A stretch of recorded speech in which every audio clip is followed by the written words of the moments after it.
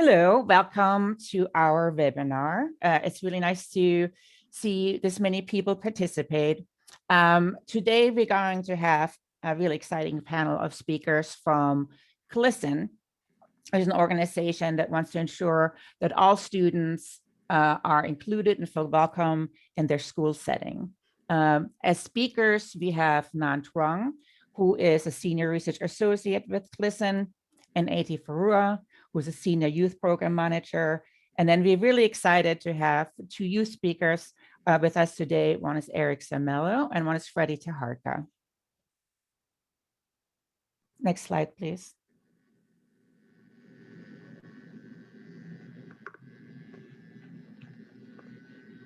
I need to do some housekeeping first. First, I would like to read a disclaimer saying that the views, opinions, and content expressed in this presentation do not necessarily reflect the views, opinions, or policies of the Center for Mental Health Services, the Substance Abuse Mental Health Service Administration, or the U.S. Department of Health and Human Services. They are our funders. Next slide, please. A little bit about ourselves. The MHTTC is located in Atlanta, Georgia, and is based out of the Emory University Rollins School of Public Health. And our mission is to promote the implementation of sustainability of evidence-based mental health services in the Southeastern United States. And our vision is that everybody who wants to get evidence-based mental health services can get those. Our services are, we use public health approaches to build leadership capacity. We provide mental health training and resources to providers, agencies, and community agencies across the Southeast. Next slide, please.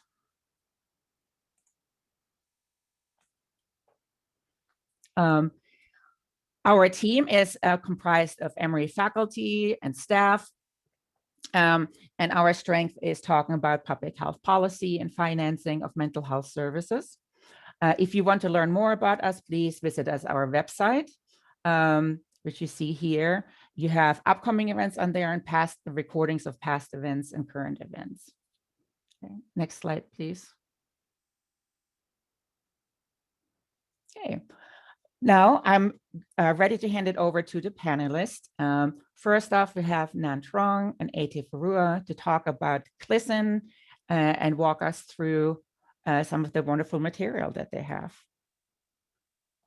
Thanks so much, Silky, for inviting us to present on this important topic. My name is Nhan Truong. I use he, him pronouns, and I am a senior research associate at the GLSEN Research Institute. I just wanted to make a land acknowledgement that I currently reside on the Muncie Lenape land in the Northeast region. And then I'm the one in the picture wearing a lavender collared shirt and I have black hair. Hi, everybody. I'm A.T. Furuya. I use they, them pronouns, and I am the Senior Youth Programs Manager at GLSEN. I currently reside on Kumeyaay land, which is also known as San Diego, California. And just an image description of myself on video right now. I have short brown hair, and I'm wearing a flowered button-up shirt.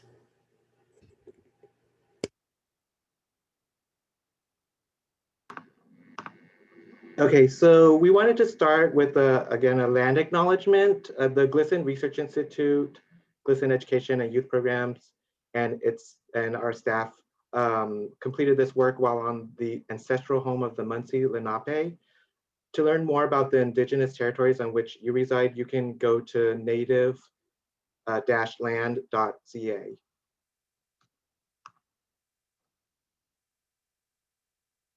So for those of you who are not as familiar with GLSEN, we are a leading national education organization focused on ensuring safe schools for all students. We are now 30 years old. We were established in 1990, and GLSEN envisions a world in which every child learns to respect and accept all people, regardless of sexual orientation or gender identity and gender expression.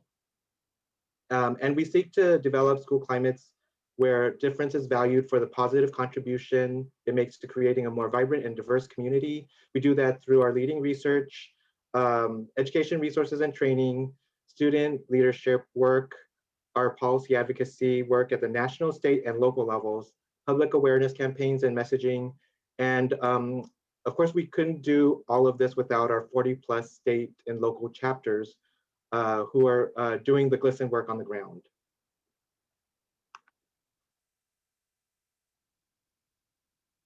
So the GLSEN Research Institute for now has officially been 20 years. GLSEN has been doing research, supports the organization's mission by conducting original research on issues on sexual orientation and gender identity and expression in K-12 education, and also through evaluating GLSEN programs and initiatives.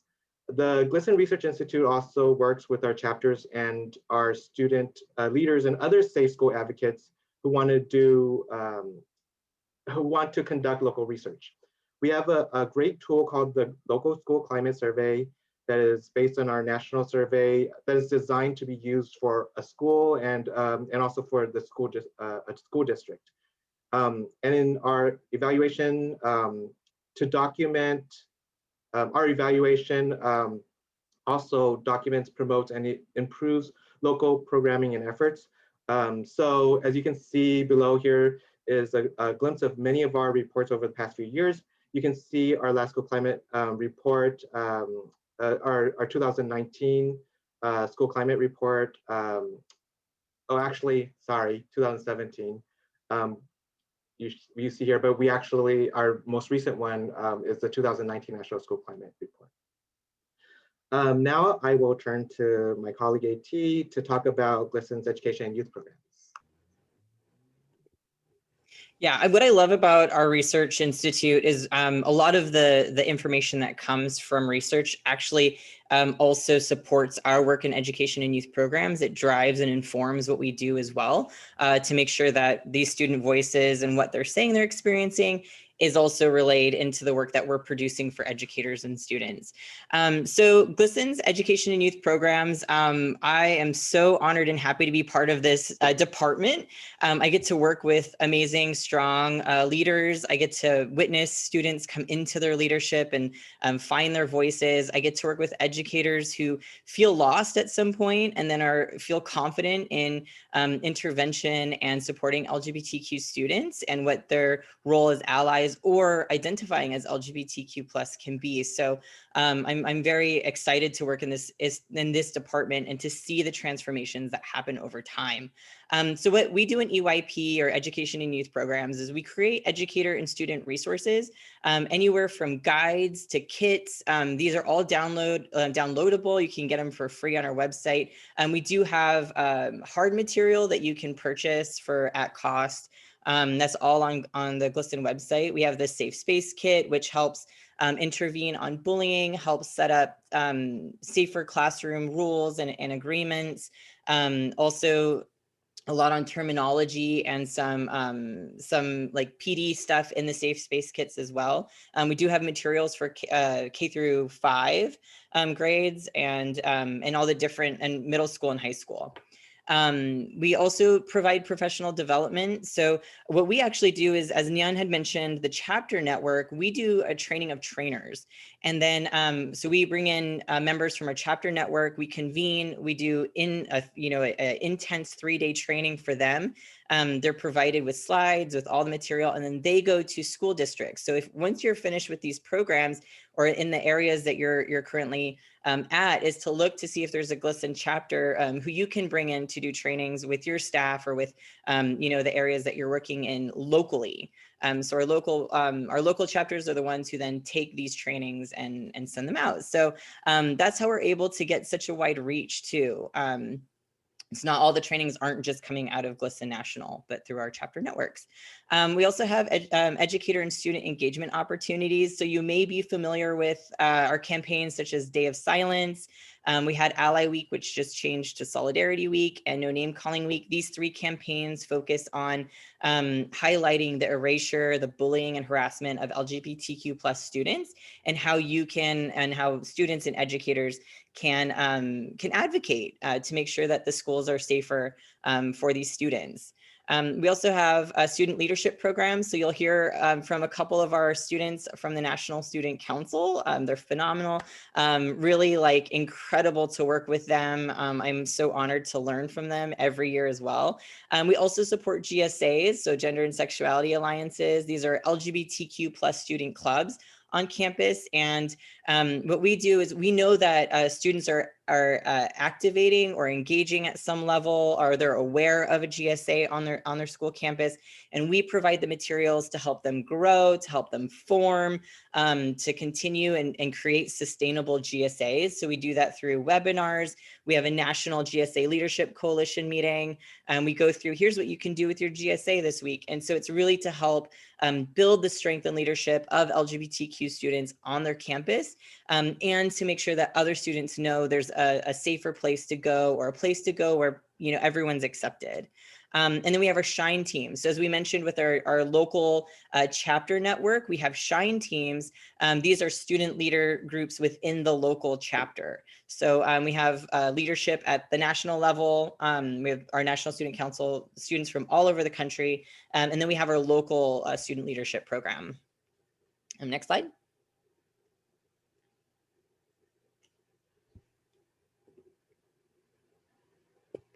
So quick overview of what we're going to be covering today. I'll be going over terminology. I know that's normally the #1 question folks have is like, what does all this mean? So I'll be going over terminology with folks, and then Nhan will be talking about GLSEN research on school experiences among LGBTQ youth.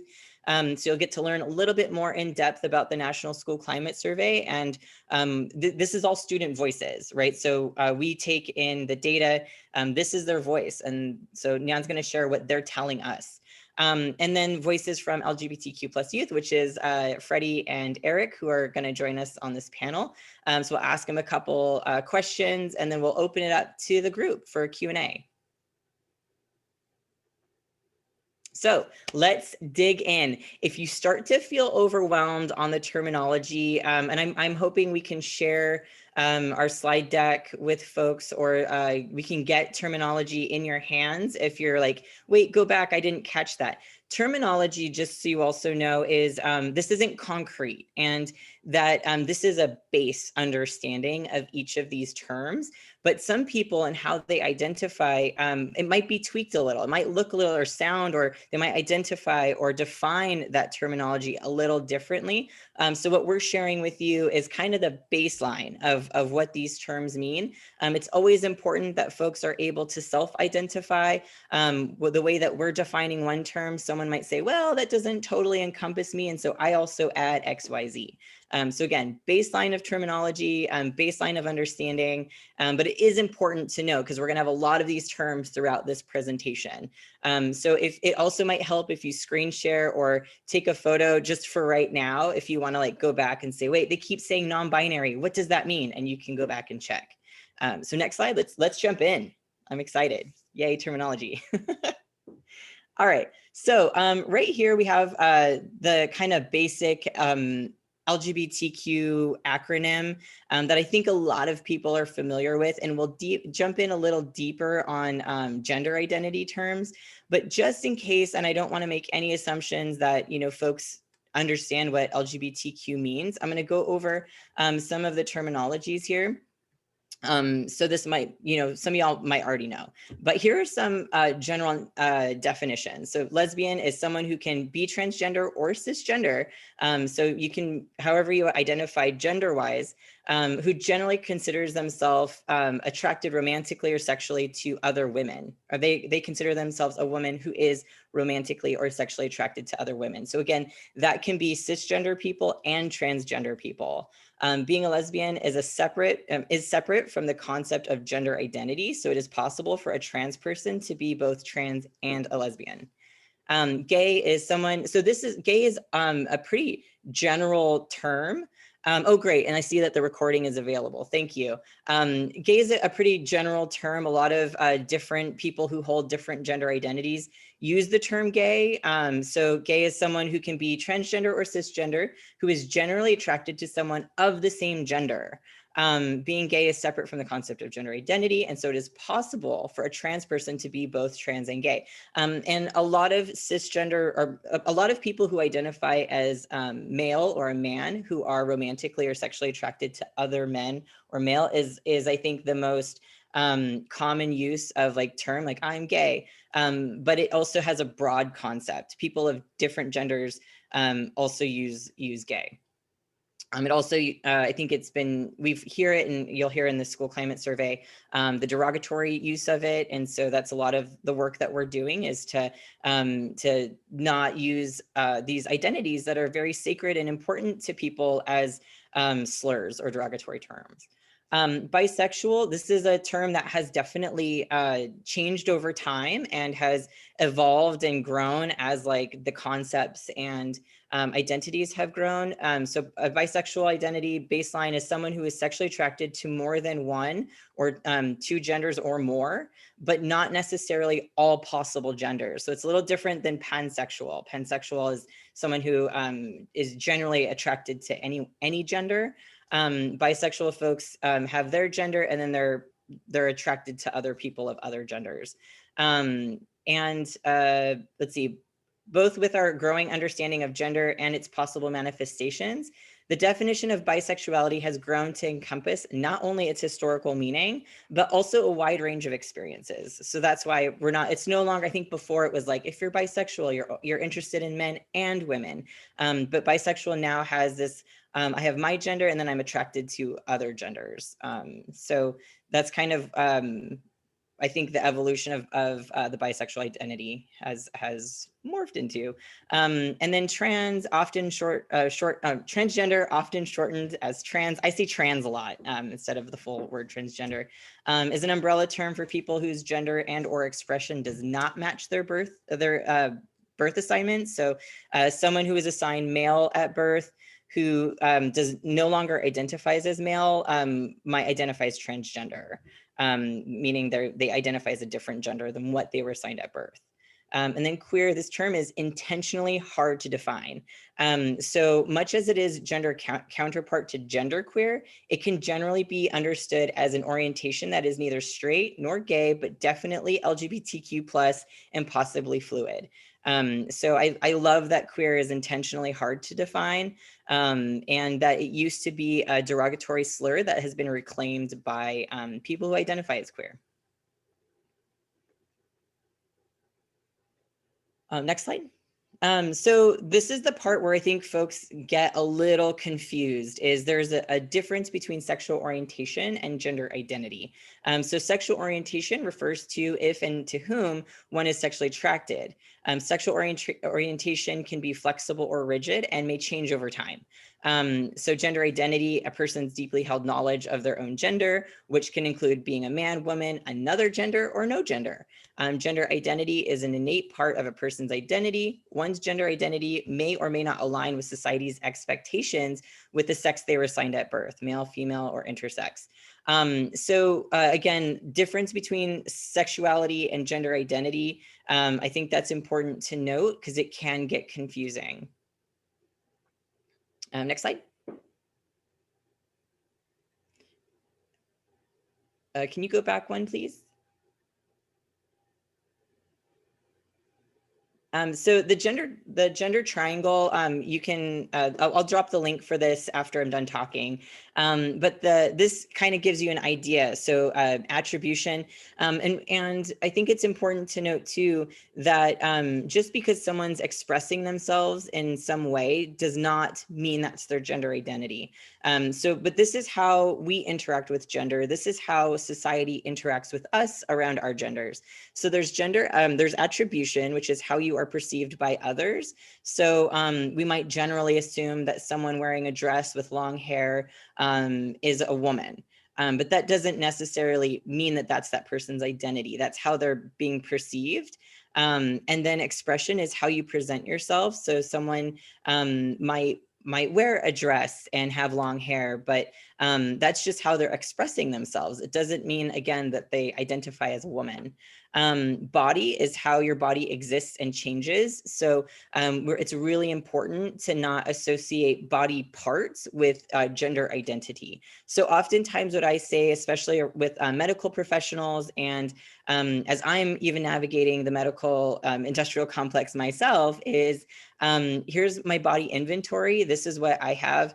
That does not mean it's like we have definitely moved away from terms around like lady parts or male parts or plumbing. Those are all not actually inclusive language to how our different bodies show up and what that means for identity. And then gender identity, how you see yourself on the inside. So all of these components in this triangle is kind of like the reality of how, like, who we are and how we identify internally, how we engage with the world, how the world engages with us, and then how we have to navigate our identities in spaces around healthcare and stuff as well. So let's move to gender terminology, because I'm hoping that will help if there are questions. I'm seeing the chat blow up too, and I have ADHD, so I'm not going to jump into the chat until after the presentation part, if you are patient with me. Thank you. So gender expression of gender, whether through hairstyle, makeups, this is exactly what we talked about earlier. Or just expression, because someone like myself who is agender, I don't identify with agender. I actually don't understand gender internally, and I have never understood gender internally. That the way I express myself is actually not a reflection of my gender. It's an expression of things that I like. I like flowers. I'm wearing flowers. You know, I like sometimes to wear makeup, and I might wear makeup or not, or I love my facial hair. So expression does not always equal gender. And I think that's important as you know, we don't misgender people. We don't know, they haven't disclosed what their gender is, that we don't make assumptions based on how someone's rocking their style that day. So we had already done trans, non-binary. So non-binary is a term used to refer to people whose gender identity is not exclusively male or female, including those whose identities with, who identify with a different gender. Also keep in mind, non-binary, you can see it as an umbrella, similar to the LGBTQ acronym as an umbrella, or like gay as an umbrella. Non-binary also has its own umbrella, where there are identities that are not necessarily trans. So, you know, there are folks that are non-binary, but maybe they don't identify as transgender because that's like a political statement for them. I don't know, but there's like different identities that fall under non-binary, like genderqueer, agender, like what I just shared, how I identify. So non-binary being like an umbrella marker for other identities. And the same with trans. There's like transgender umbrella, trans women, trans men. Non-binary folks might still fall under that trans umbrella as well. Cisgender, so we're on the cisgender part, an adjective describing a person whose gender identity corresponds with the gender society typically associates with the sex they were assigned at birth. So someone who was assigned male at birth who still identifies as male would be someone who's cisgender. Same with someone who was assigned female at birth who still identifies as female. Yeah, and the majority of people are cisgender, while minority are transgender. For example, a cisgender woman was assigned female. Okay, just share that. And then intersex. This is really interesting. So intersex, which has, again, this word and concept has really grown and blossomed, and there's a lot of amazing intersex activists that are fighting for the rights of intersex people. Refers to people who have any range of bodily characteristics that may not fit the typical expectations of male or female development. Some intersex traits are identified at birth, while others may not be discovered until puberty or later in life. There are folks who may be intersex who do not even know that they are intersex because the traits are not prevalent, like it's not super obvious. So whether it's they get testing done, and it turns out that that they might have intersex characteristics. So some folks don't even realize that they're intersex until later in life. There are over 30 specific intersex variations. I will not be covering those today. And also that intersex folks are as common as people with red hair. So we often think like it's such a small population, but there's actually a lot of folks who identify as intersex. We just don't know that they do. Next slide. Okay, we're gonna, this video is taken from one of our NSC students from a couple of years ago who talks about, actually a number of our students, just sharing what trans non-binary means for them and their experiences.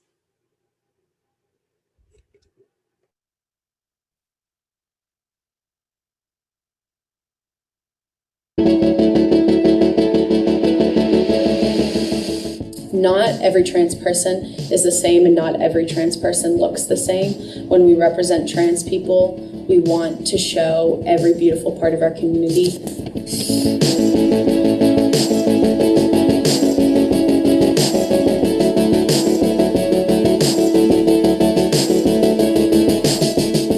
In my school, we seem to have a problem where administration is only listening to the struggles of white trans students, and it is not listening to the struggles of trans students of color. And I cannot stress enough that it is important to identify the intersections between class and race and gender identity and listen to the voices that are often being marginalized and erased within your school community and the entire country. Personally, I've had experiences where teachers assume that their classroom is full of heterosexual cisgender students, and that speaking about LGBT people is some sort of other or some hypothetical situation.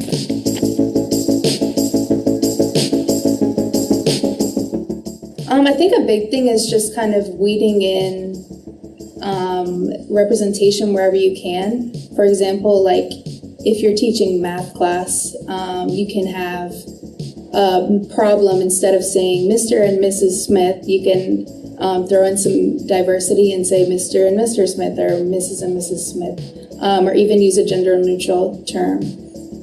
So that's a big thing, just fitting in diversity wherever you can. I really believe that schools need to be open to listening to the voices of trans students of color within your schools and hearing what they need, because everyone is going to need something different, and the most important thing is to listen and hear these stories, hear these experiences, and hear what these people need. An all-gender bathroom is basically like a big sign to all LGBT students that differences are accepted. All-gender bathrooms don't exist just to accommodate trans people either. That's a misbelief. All-gender bathrooms are encouraging everybody is treated the same and not grouped according to how you may look or how you may express yourself. So if I see an all-gender bathroom, I immediately know that I'm accepted and that I'm in a safe place. And again, if you're at school, you need that safe place to be able to learn and to grow and to develop socially.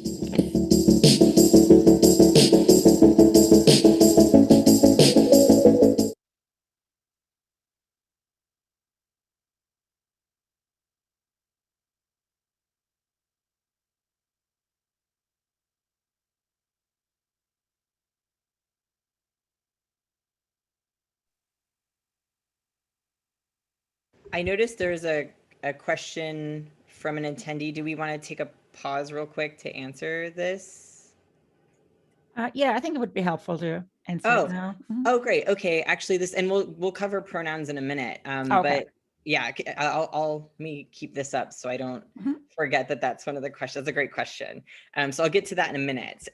So real quick, gender binarism is the system of oppression that perpetuates the cultural belief that gender is a binary, right?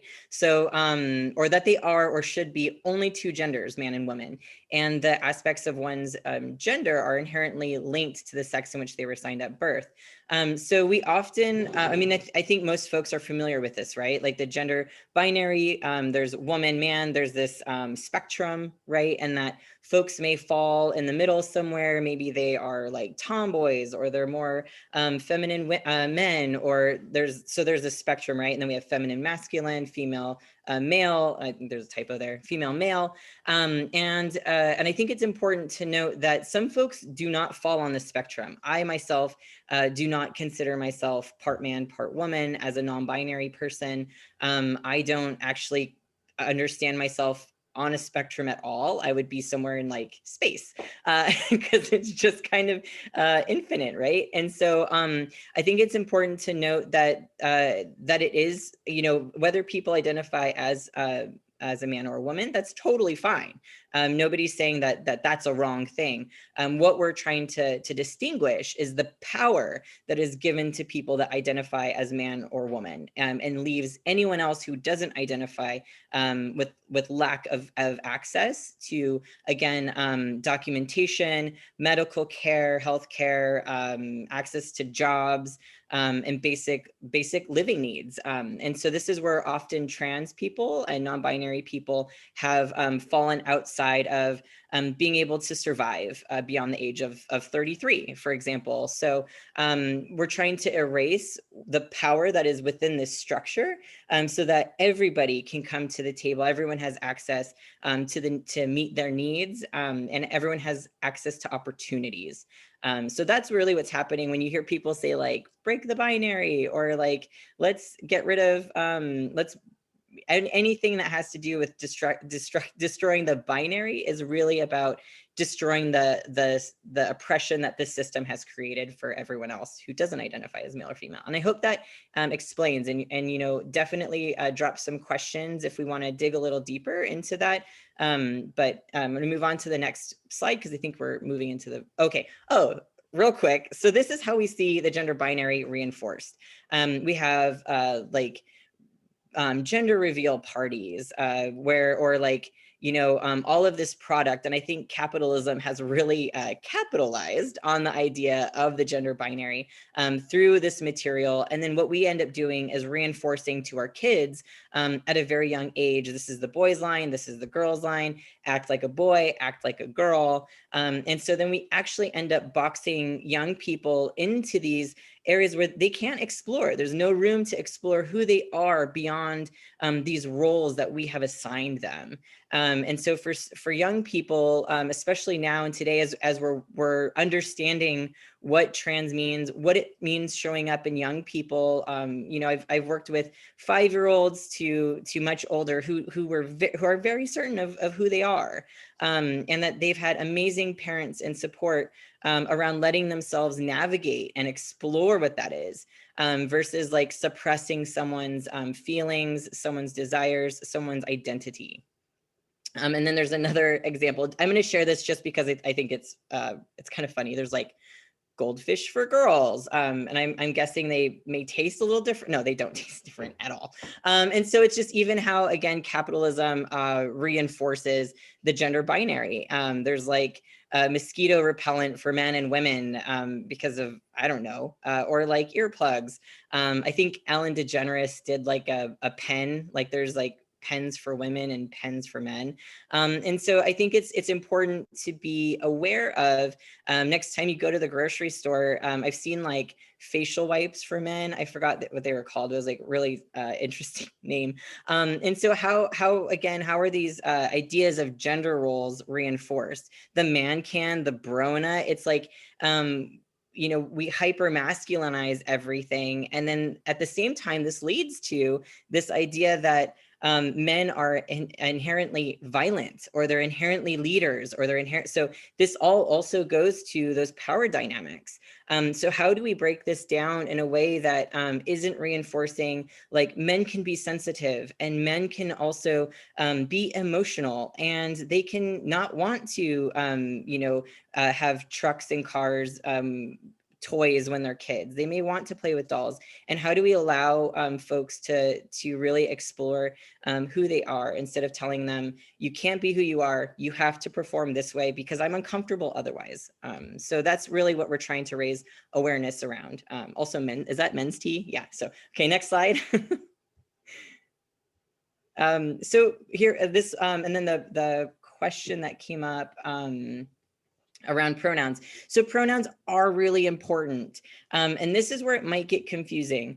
Pronouns do not equal gender. I think we often associate and assume that if someone's using she, her pronouns, that person identifies as a woman. And I would say for the most part, it might.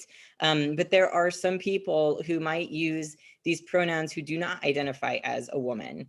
There are people who might use she, her pronouns and identify as non-binary. So we have to also keep in mind that pronouns are not, they could be a signifier for gender, but they're not always.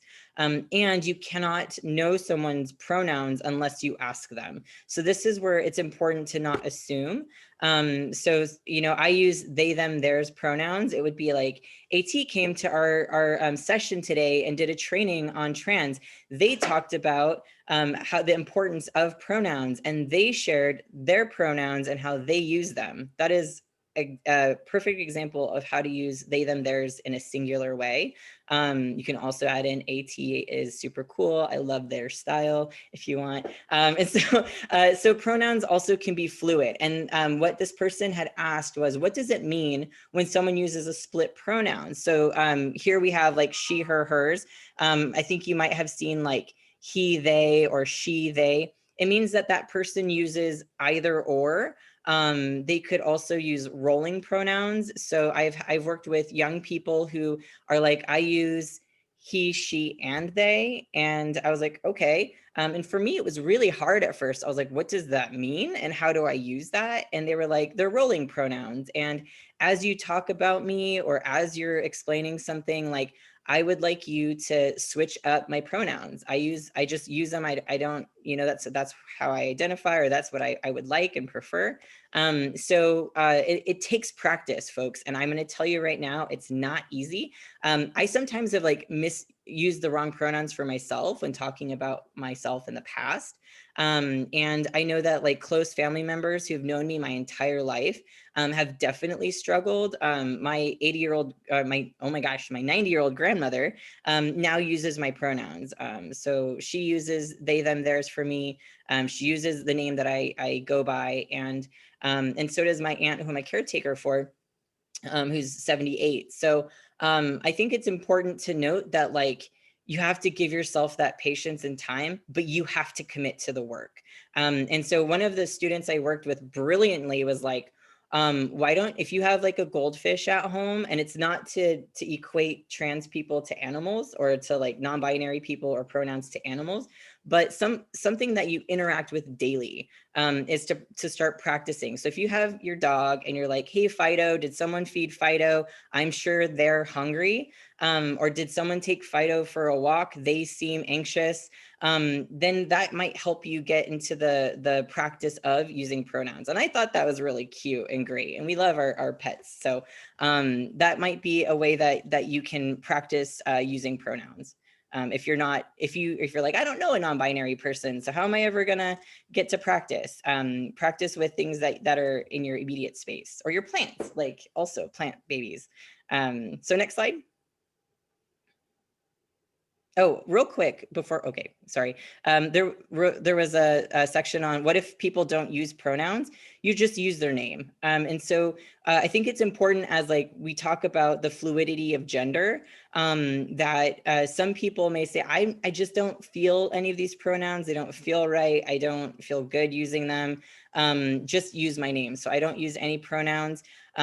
So then you would just use their name. And it sounds like, oh my gosh, I'm going to just say AT all the time. Well, my name's really awesome and beautiful. And so that's okay. I don't mind hearing it. So just always like kind of think of, making sure to center the request of the person whose identity you're engaging with. And always think of like the positive pieces, like we get to learn so much. So I'm going to pass it on over to Nhan to talk about GLSEN research on school experiences among LGBTQ youth. Thanks, AT. So I'm going to provide an overview of the most recent national research that we've conducted on the school experiences of LGBTQ secondary school students. And that's the most recent National School Climate Survey. Then I'll discuss some findings around school climate and resources for LGBTQ students at the state level, particularly in the southeastern region. So the National School Climate Survey was first conducted in 1999, and at the time there was really no national research on the experiences of LGBTQ students in schools. We do this school climate survey every 2 years so that we can keep current information about LGBTQ students' experiences. The report looks at incidents of events around victimization, bullying, name calling, but also we look at the availability and efficacy of recommended interventions. So what are the things that might make a difference in school, and then demonstrate how those might be related to an improved school climate for these youth. So since we started the report since 1999, we welcome to the family of these reports a 2019 National School Climate Survey. So that's what I'm going to be basing, the findings on for LGBTQ students' school experiences. So the study was done online. We do outreach to students through our constituents, our partner organizations at the national, regional, and local level. And we still really rely on local LGBTQ youth groups and programs to try to get the broadest sample of LGBTQ students in the US. And to further that, since not all youth may be connected to LGBTQ related organizations and events, even virtually, like through Facebook or by following an organization on Twitter, we also do social media outreach through social media like Instagram and Snapchat and Facebook. The data was collected in the 2018-2019 school year. So the results were about that school year. There were 16,713 LGBTQ student responses from all 50 states, the District of Columbia, and several US territories. About 2/3 of the sample was white, and a little less than 1/3 were students of color. About half were cisgender, and about 1/4 were transgender. And the average age was 15.5 years. So now I'm going to talk about LGBTQ students' direct experiences with harassment and assault, which we collectively refer to as victimization. So we found that over 4 in 5, 86.3% of LGBTQ students said that they experienced some form of identity-based harassment or assault in school, such as victimization based on sexual orientation, gender expression, and gender. And you can see in the figure that these are the numbers for verbal harassment based on sexual orientation, gender expression, and gender. Harassment based on sexual orientation was the most common form of verbal harassment that students reported in the survey. Just to break things down a little bit more by the most common forms of harassment and assault, you can see that 68.7% or 2/3 of students were verbally harassed based on sexual orientation. So it's really troubling that we see that 2 out of 3 LGBTQ students are facing verbal harassment just based on their sexual orientation. 1 in 4 were physically harassed. So physical harassment refers to being tripped or shoved. And 1 in 10 or 11% were physically assaulted just based on their sexual orientation.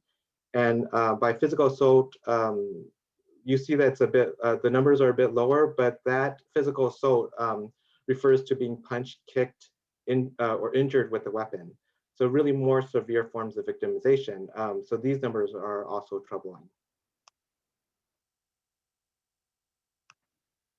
And then for gender expression, there was a similar pattern to victimization based on sexual orientation. It was just a little bit lower. So over half were reported being verbally harassed, and 1 in 5 reported being physically harassed. And again, about 1 in 10 reported being physically assaulted because of the way that they were expressing their gender.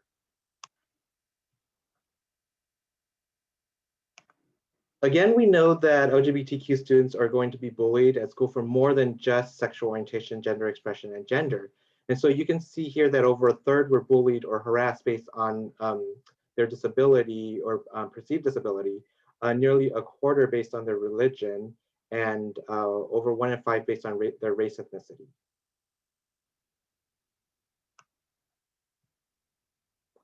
And then we also know that harassment can come in other forms, as well as other than identity-based verbal harassment, physical harassment, and physical assault.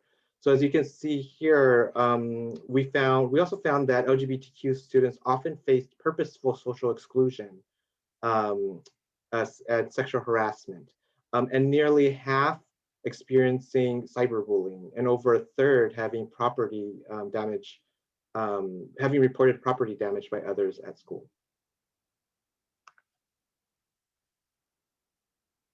So far, I've discussed about victimization experiences in school as negative or hostile school climate indicators for LGBTQ students.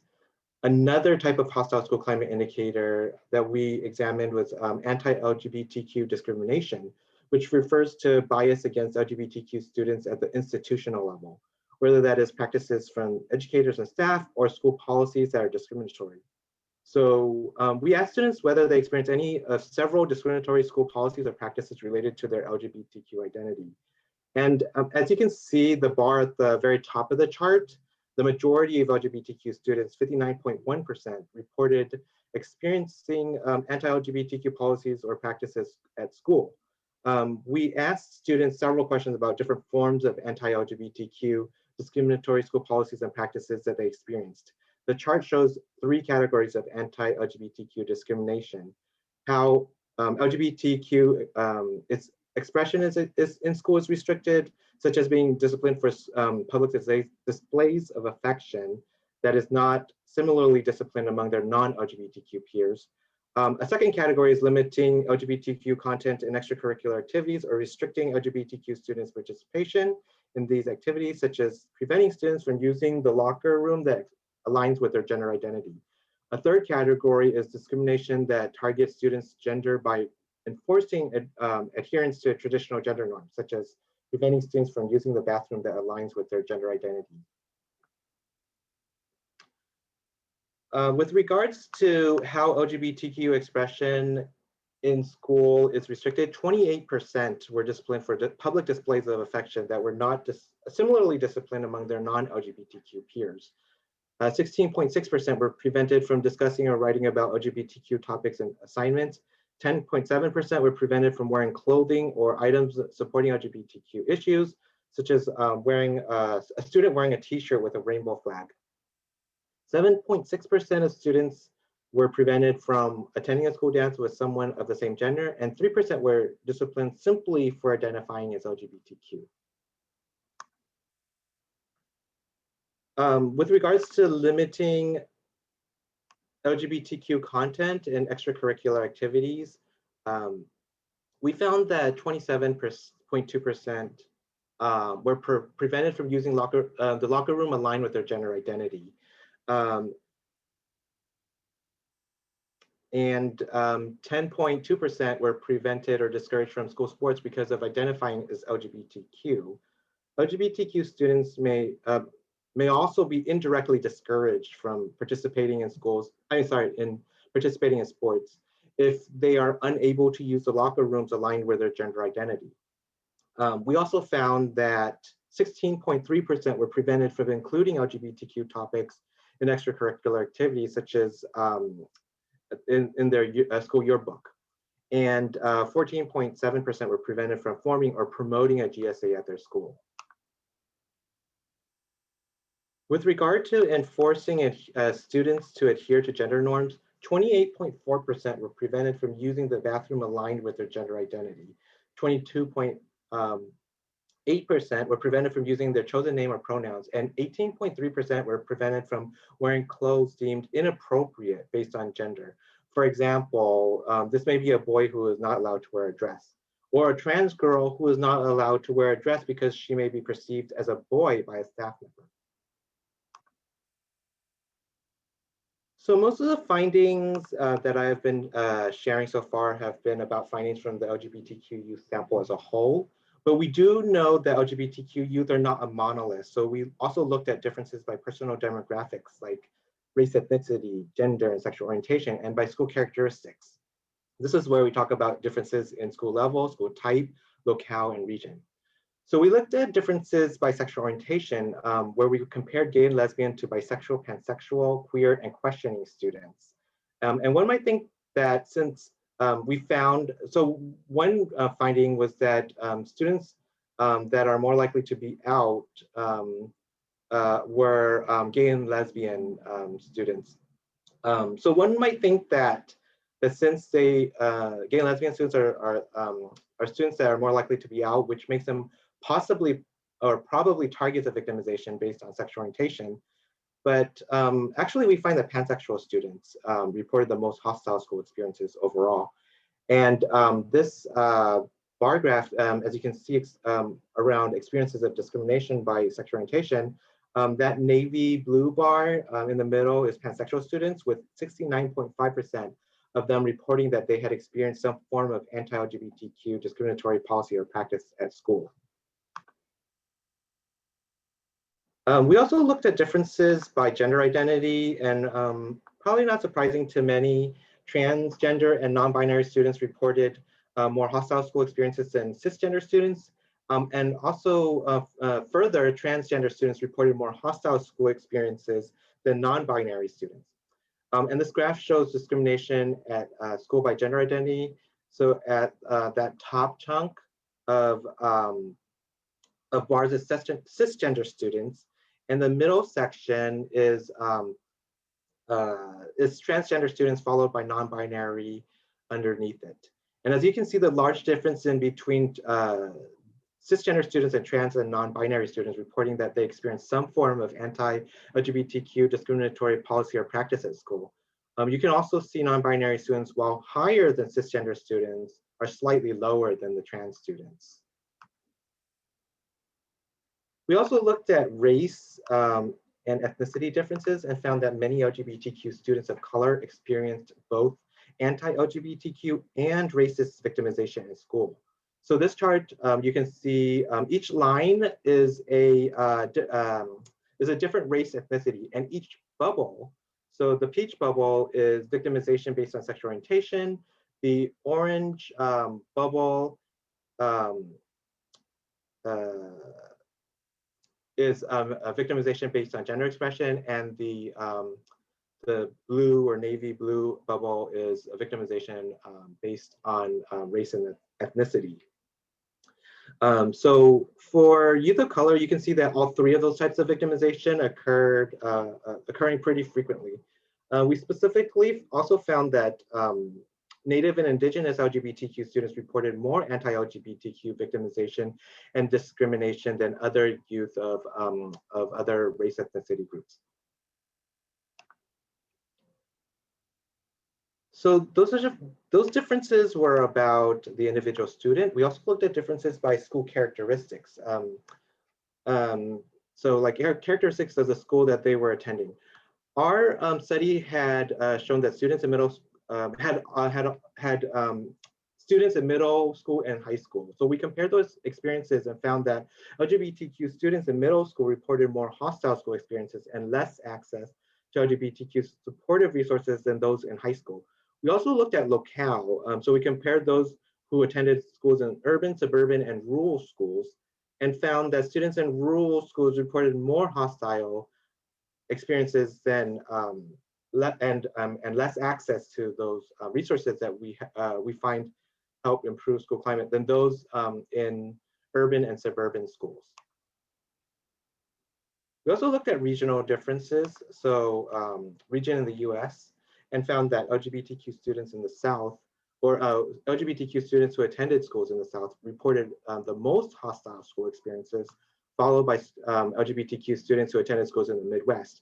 And further, those in the South were least likely to have access to LGBTQ supportive resources. So students in our sample went to all different types of schools. Students went to public schools, private non-religious schools, and private religious schools. So we compared those experiences and found that those who went to private non-religious schools reported the least hostile school climates and the greatest access to most of the LGBTQ supported resources. Religious schools, on the other hand, had the greatest levels of discrimination and lowest access to LGBTQ supported resources. And students in public schools were most likely to have access to GSAs at their schools compared to religious and non-religious private schools. I'm gonna skip the drill down of public schools because we're short on time. So this next slide has to do with, you know, like the mental health effects of a hostile school climate. So as you can imagine, it's like because the vast majority of LGBTQ students experience high levels of victimization and discrimination, it's likely that some students could have poor outcomes in school. So we examined the negative mental health impact of a hostile school climate and found that anti-LGBTQ victimization and discrimination experiences were both related to poor psychological well-being. So those who experience high levels of victimization based on sexual orientation or gender expression, and students who experience anti-LGBTQ discrimination had reported greater depression and lower self-esteem. And to illustrate this, this chart shows students' experience with anti-LGBTQ victimization and discrimination and their associations with depression. So for example, as shown on the left two bars and middle two bars, greater levels of victimization based on sexual orientation and greater levels of victimization based on gender expression were both associated with greater levels of depression. Similarly, this chart shows students' experiences with anti-LGBTQ victimization and discrimination and their associations with self-esteem. As shown in the left two bars and middle two bars, greater levels of victimization based on sexual orientation and greater levels of victimization based on gender expression were both associated with lower levels of self-esteem. The results of the findings described so far show that schools are not safe spaces for LGBTQ youth, and that has negative effects on their school experiences and on their mental health. So it's important to look it's important that we also investigate resources to help alleviate that hostile school climate. And that support and that we look at into our supportive educators, student clubs like GSAs, or gender and sexuality alliances or gay straight alliances, LGBTQ inclusive curricular resources, and LGBTQ inclusive policies. Overall, we find that students who go to schools with these resources and supports report less negative school experiences, such as fewer experiences with victimization, than those who do not go to schools with these resources. In addition, schools who have access to these resources at their school have better mental health, such as have higher self-esteem and lower levels of depression than those who do not have access to these same resources and supports. Unfortunately, our data shows that most LGBTQ students do not have access to these resources and supports that we know make their schools safer and more affirming for LGBTQ students. So for the most commonly reported resource was supportive educators, with almost every one of the students in our survey being able to identify at least one supportive staff member. 66.3% reported that they could identify many supportive staff members, which was 6 or more. The next most common support was GSAs, with 61.6% of students reporting that they had a GSA at their school. And then much less common was LGBTQ inclusive curricular resources, with just under 20% of students who said that they were taught positive representations of LGBTQ people, history, or events for any course or class at their school. The least common reported school resource was LGBTQ inclusive policies, with only 13.5% reporting that their school had an anti-bullying policy that included sexual orientation and gender expression and identity and expression. And even fewer students, 10.9%, had supportive policies or guidelines supporting trans and non-binary students. So some conclusions and major takeaways. School remains a hostile place for many LGBTQ students, and more work must be done to ensure safe and affirming schools for all. LGBTQ youth are a diverse population. Trans and non-binary students, LGBTQ students of color, and others with multiple marginalized identities face the most hostile school climates. LGBTQ affirming school supports and resources, as I had just discussed, can make an impact on LGBTQ students' mental health. So now I wanted to, now that I've talked about the overview of experiences of LGBTQ students in schools at the national level, I want to spend a bit of time to zoom in to students' experiences at the state level, particularly states in the southeastern region. So in January of this year, we released our latest state snapshots based on data from the 2019 National School Climate Survey. These are two-page fact sheets on state level specific data regarding school experiences of LGBTQ students. We have state snapshots from 40 states, and you can access these state snapshots online at glisten.org/state snapshots. Again, our data source was from the 2019 National School Climate Survey. We had 40 states with enough survey responses that for a state snapshot. So those those states that had 100 or more responses of LGBTQ students from that state were included as state snapshots. So state snapshots provide data on the experiences of LGBTQ students' hostile school climate, as well as data on school resources and supports. So I'll discuss findings from two state snapshots very quickly in the southeastern region, Alabama and Florida, primarily because two of our National Student Council members, Eric and Freddie, who are also speakers in this webinar, reside in these two states. So that when they talk about their individual school experiences very shortly, you will have some context around LGBTQ students' school experiences in those states that they reside in. So in Alabama schools, most LGBTQ students experience anti-LGBTQ victimization at school. The top left chart shows anti-LGBTQ harassment and assault in Alabama schools. So for instance, 72% of students experience verbal harassment based on sexual orientation, and 64% experience verbal harassment based on gender expression. Over 3 in 4 students experience at least one form of anti-LGBTQ discrimination at their school. The bottom left chart shows anti-LGBTQ discrimination most commonly reported in Alabama schools. For instance, 38% reported being disciplined for expressing public displays of affection in their school that their non-LGBTQ peers would not be similarly disciplined for.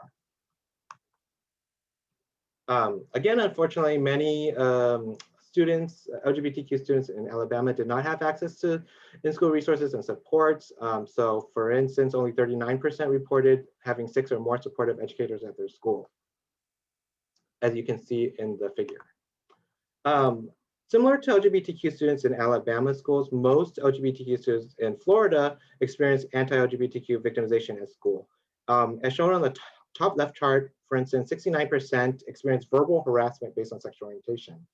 61% of students experience at least one form of anti-LGBTQ discrimination at school, as shown in the bottom left chart. For instance, 37% reported being disciplined for expressing public displays of affection. Also similar to LGBTQ students in Alabama, students in Florida did not have access to in-school resources and supports. So for instance, as shown in the chart, only 15% reported having an LGBTQ inclusive curriculum, and only 9% reported having anti-LGBTQ policy, a policy that enumerated protections for both sexual orientation and gender identity and expression. So now I am going to turn to AT. Great. If we could bring both Freddie and Eric on as well. Thank you, Nhan. I know that was a ton of information, and I also appreciate that you brought in the local state snapshots of the 2 students that we have on call. So is Eric on? Oh, there you are. Okay, great.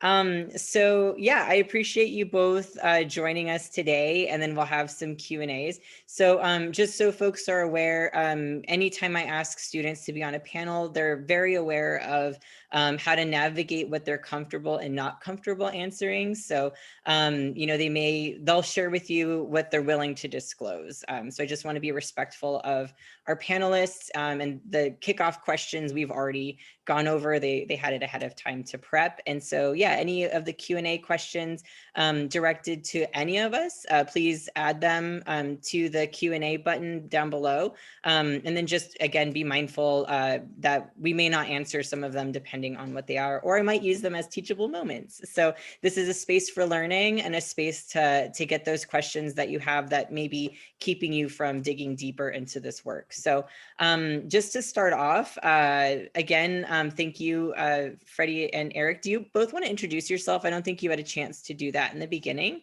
So if you could just do a quick introduction, and then my kickoff question after you introduce yourself is, can you share with us your experience as an LGBTQ plus student throughout the years? This could be recent or just like what kind of has been your experience, whether you were out or you weren't out. I think there's a lot of young people have experienced bullying or harassment, whether they were out or forced out or not. And so if you don't mind sharing that, and then how did this impact your mental health, either as a young person or where you're at now?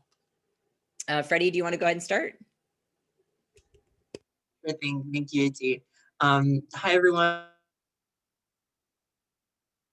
It's Freddie Tarka. Hi, everyone. My name is Freddie Tarka, and I live in Florida. I use he, him pronouns. I identify as queer. And yeah, I currently live in like near Orlando and occupy Seminole land. And yeah, I'm glad to be here. I'll pass it on to Eric. Hello, everyone. My name is Eric. I use he, they pronouns. I'm in 12th grade. I'm from Alabama. I'm currently occupying Creek land, and I'm wearing a blue shirt, got dark hair, and I'm adorable.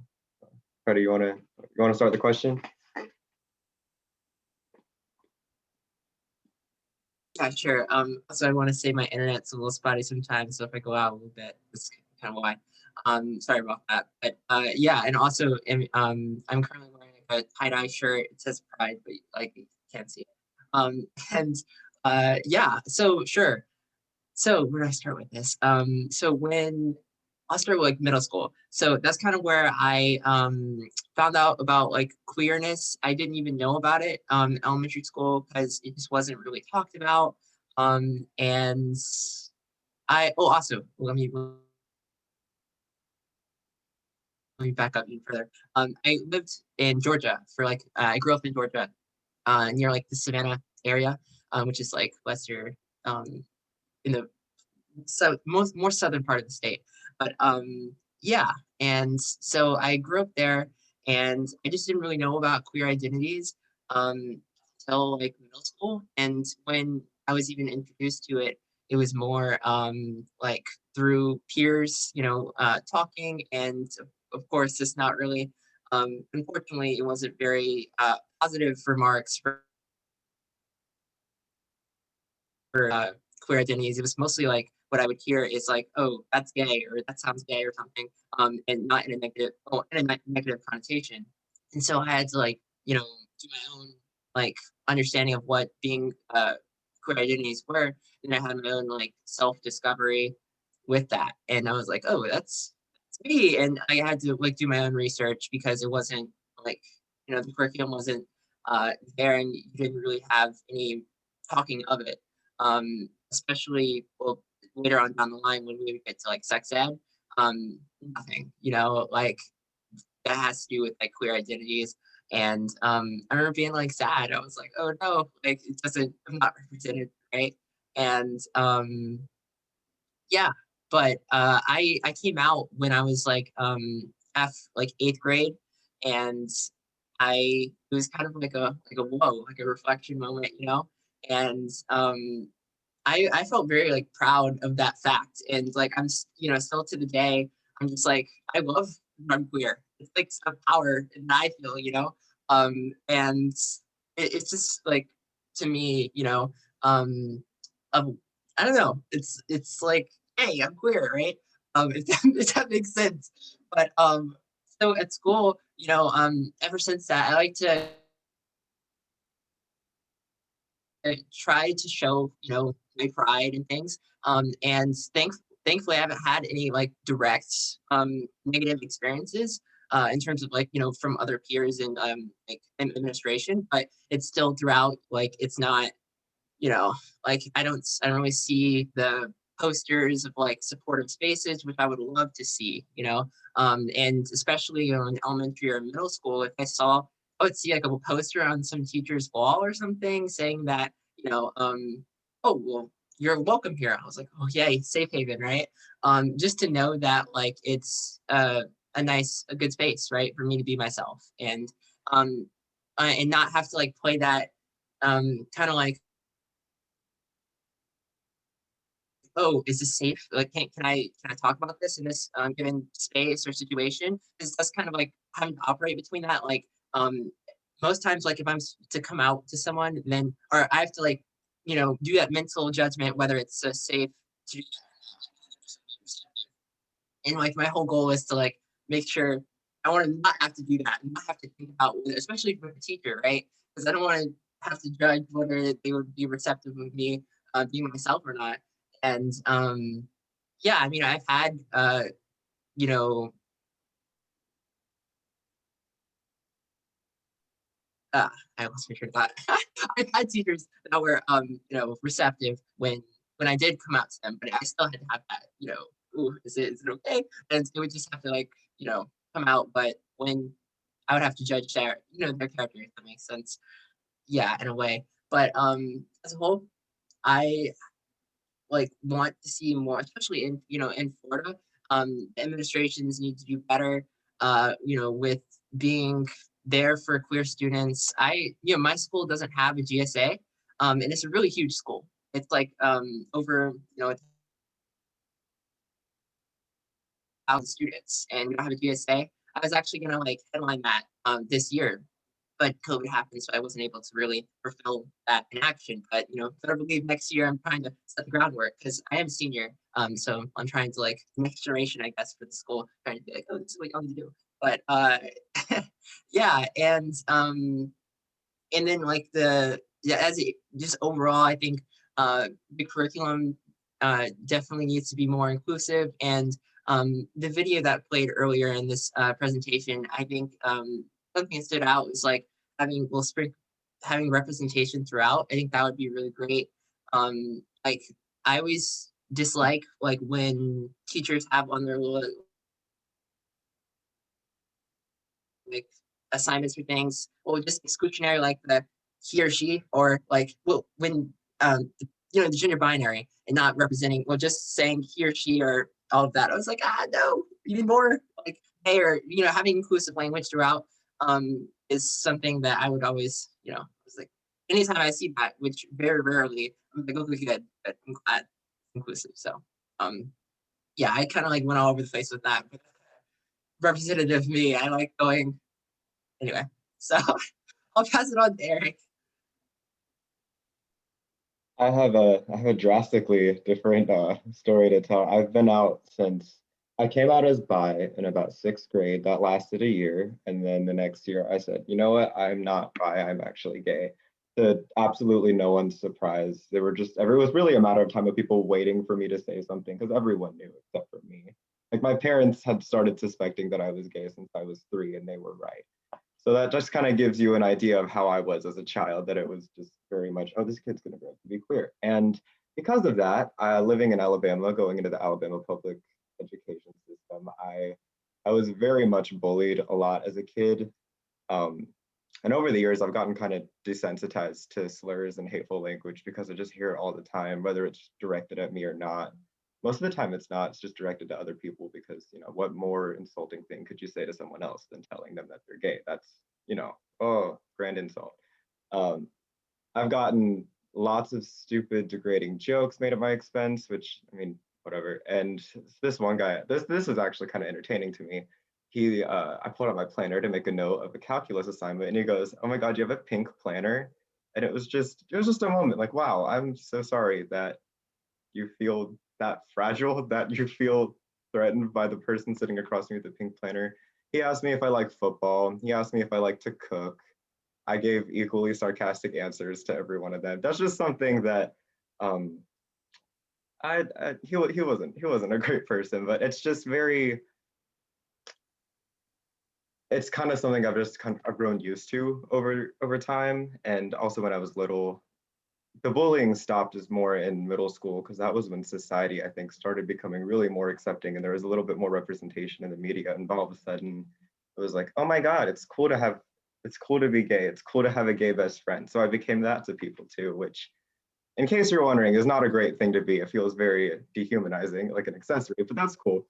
um it it wasn't a great it didn't have a great effect on my mental health growing up. I had a lot going on as a child in addition to that, so I didn't really fully feel safe or comfortable anywhere I went, because it's like wherever I went, there would always be some degree of danger, whether it was from other people in the form of direct verbal assaults, or shoving or something, or whatever was going on.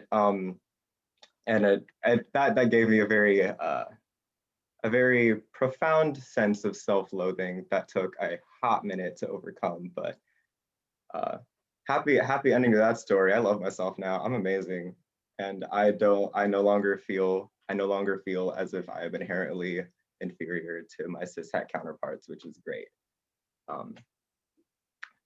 It's so overall, I'd say my experience, it has gotten better over time, but it was pretty crappy there for a while, and it did not have a wonderful effect on me, but it wasn't so horrible that I wasn't able to overcome it and get better from it. And that also, I'm not even including the things that have happened to my friends, which are much worse. Like my friend, someone outed my friend last year, and their parents pulled them out of the school, and because they were like, oh, my kid turned gay because they're in this school where they have a GSA, so they can't be in there anymore.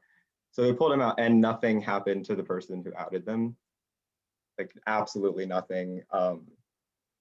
No disciplinary action, not even a talking to. My other friend came out when my other friend was experiencing anti-trans bullying. They went to the guidance counselor, and the guidance counselor said to be considered not being trans. So it also has, it's not just the students, it has come from the administration, but that's just kind of how it's. Thank you both for sharing. I think it is telling to hear, someone who didn't experience a lot of bullying, and just like the different access and support, and then someone who actually experienced a lot of bullying and harassment on the day-to-day. And I'm sorry, Eric, to hear that you've become desensitized or numb because of how often you've experienced or heard it. I think we as folks invested in supporting young people, that's like part of our responsibility and dedication, is to make sure that students have an opportunity to thrive. And you are 100% right. I actually hear bullying doesn't just come from peers and other students. It also has come from educators as well. And so, and I also have worked with, I've been working with youth for 20 years. And in the last 10 years, I've been working with LGBTQ students, and I've worked with mental health professionals who gave that same advice. Maybe you shouldn't be trans because this seems to be too much for you to deal with. And then also the misunderstanding that LGBTQ students all have mental health problems. It's actually because of how society treats LGBTQ people, why there's like higher levels of anxiety or mental health, needing mental health support. So it's not so much that it's not because there's an issue with identity. It's because there's an issue with how society is interacting with those identities. I want to go ahead and move. I know I had another question, but I'm actually really curious to the Q&A because there's some really great questions popping up. So I'm going to go ahead and pass that over to Silks to run the Q&A part. Okay. Thank you so much. Thank you so much for sharing your story. I think we got a lot of amazing information, and I have a couple of questions. There were a number of questions about, I'm in a state that has no resources. where do I even start? Where do I look up what's going on in my state and in my school district?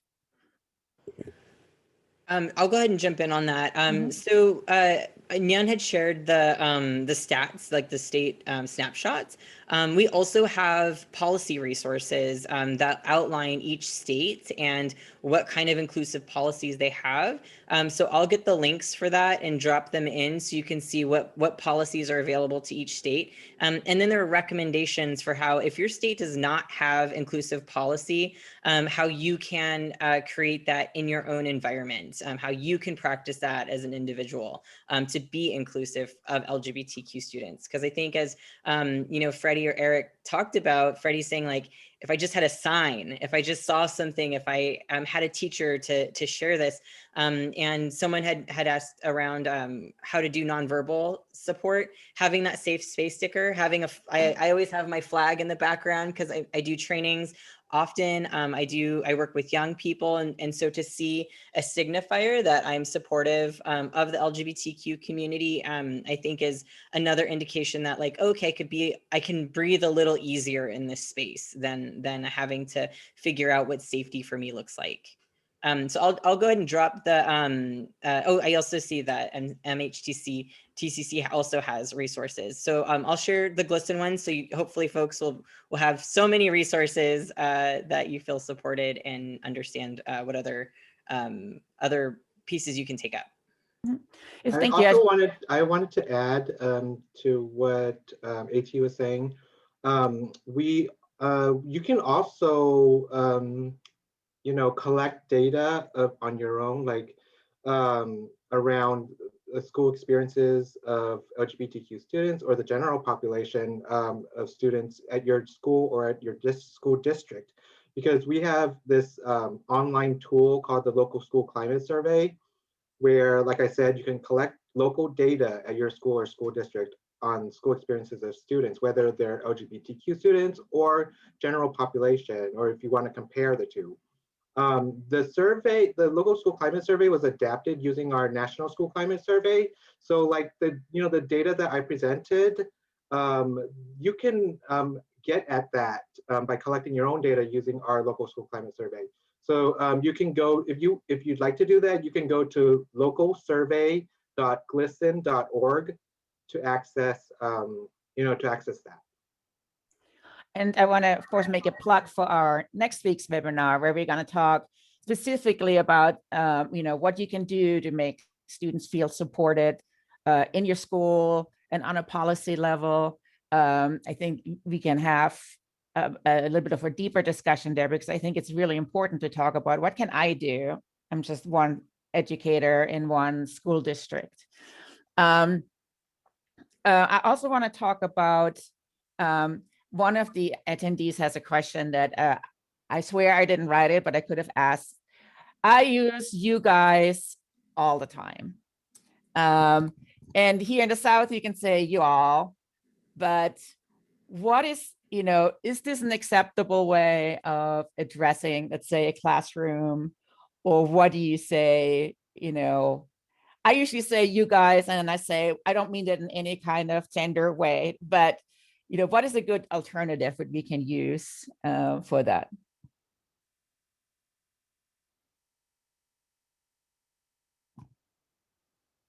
And I know AT or Eric, Freddie, what do you think? Sorry.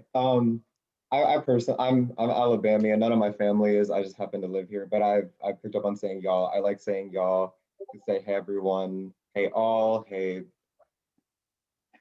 I don't know. Those are just some good ones. I think I personally prefer y'all. I can say hey class, things like that.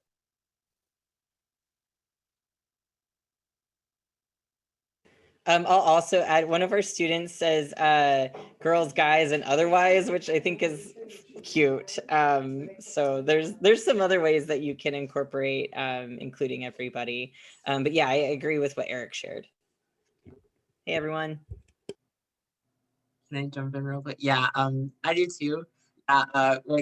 Just real quick, my teacher, they say ladies and gentlemen, don't say that, please. I don't want And yeah, like, so I use y'all all the time. And like, there's like guys, gals, not and non-binary pals. That's cool. I mean, but I think like including everyone saying y'all, yeah, see guys, gals, I like that. It's nice. So there's like little, things. Yeah. So Um, if somebody wants to have access to your safe space stickers, are they available on your website? Yes, you can. We have actually an online GLSEN store. If you go to glisten.org /store, you can purchase safe space stickers there. I could talk with you guys for a long with all of you. See, it takes practice, right? With all of you for a long time. I think we have to wrap it up.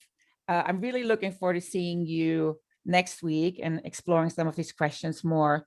Nhan, can you before you log off, here are some resources from GLSEN.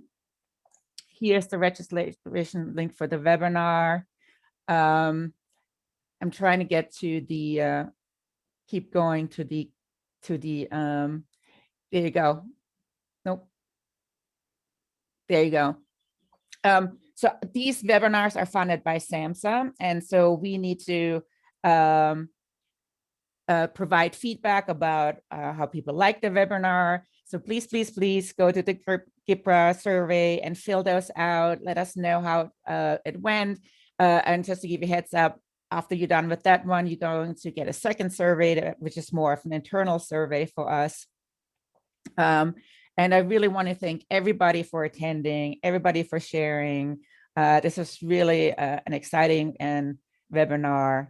And yes, we will be answering, we'll answer some of the questions we didn't get to today at next week's webinar. And with that, I really want to thank you for joining, and we'll see you next week. Thank you. Thank you for having us. See you next week. Bye. Thank you. Mm-hmm. Bye.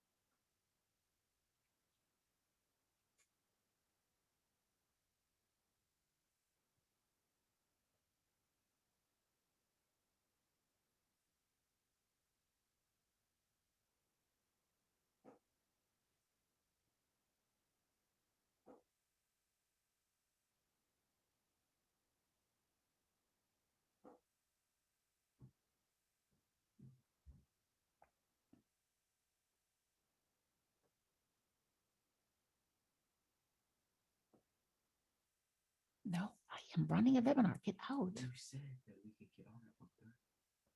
I did, but I'm not done yet. Mhm. Yeah, but not right now. You have to wait. Mhm. Mhm.